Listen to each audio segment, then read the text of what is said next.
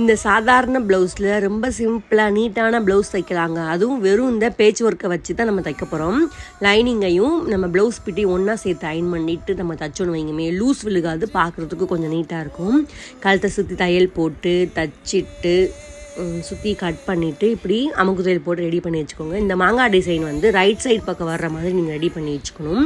அழகாக நம்ம இந்த மாங்காவை எங்கே வரணுமோ அங்கே வச்சுட்டு ரஃப்பாக ஒரு மார்க் பண்ணிவிட்டு அதுக்கப்புறம் உங்களுக்கு பிடிச்ச மாதிரி லேஸ் எடுத்துக்கோங்க. இந்த லேஸ் கொஞ்சம் மிச்சம் என்கிட்ட இருந்தது, அதை நான் யூஸ் பண்ணிக்கிட்டேன்.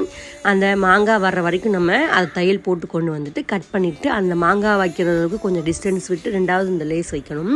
அதாவது நான் என்ன சொல்ல வரேன்னா, இந்த வீடியோவில் காட்டுற மாதிரி நீங்கள் தைச்சிக்கலாம். அதுக்கப்புறம் கல்லை வந்து நீங்கள் கட் பண்ணிக்கணும். இந்த மாங்காய் வச்சு தைக்கிறதுல ஊசியில் படாமல் இருக்குல்ல, அதனால் பிசுறு வெளியே தெரியாது. அழகாக நம்ம மாங்காய் தைக்கும் இப்படி லேஸ் வந்து இப்படி ஒரு டிசைன் கிடைக்கும். பார்க்குறதுக்கு ரொம்ப நீட்டாக சிம்பிளாக அழகாக இருக்குல்ல. இந்த மாதிரி நீங்களும் ட்ரை பண்ணி பாருங்கள்.